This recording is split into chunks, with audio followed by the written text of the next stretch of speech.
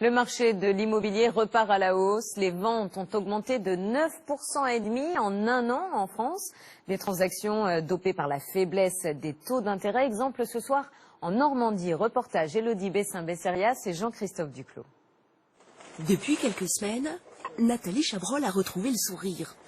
Elle est agent immobilier à Honfleur et le marché semble reparti. On a plus de demandes de visite. Bon, là, ce sont les vacances, mais on peut avoir un peu plus de mouvement depuis quelques temps, oui, c'est vrai. Aujourd'hui, elle fait visiter un appartement dans cet ancien hôpital. Cet appartement est situé, vous voyez, les 3 fenêtres qui sont au 2e étage.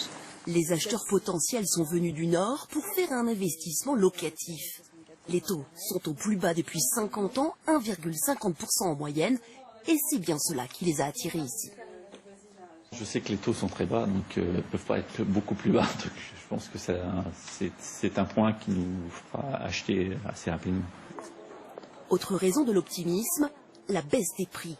Sur la côte fleurie, près de Honfleur, ces résidences secondaires étaient achetées dans les années 2000 à prix d'or par des Parisiens et des Anglais.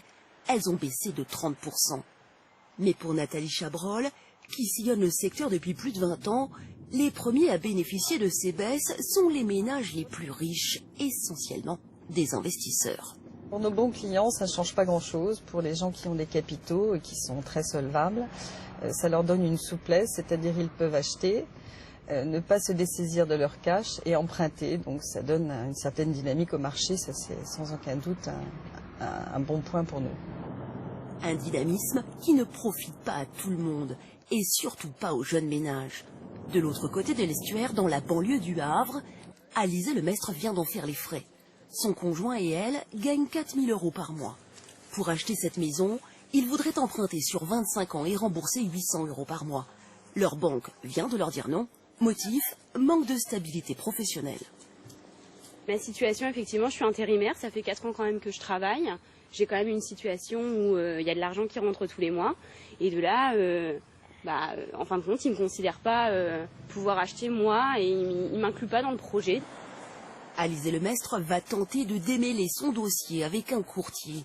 Lui aussi constate que les banques sont de plus en plus méfiantes. Donc quelqu'un qui avait acheté en 2008 très cher, quand l'immobilier montait, c'était pas grave s'il remboursait pas parce qu'il pouvait revendre plus cher.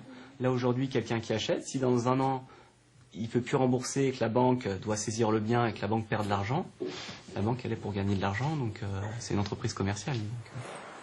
Alizé Lemestre ne sait pas encore si elle va pouvoir réaliser son rêve d'être propriétaire.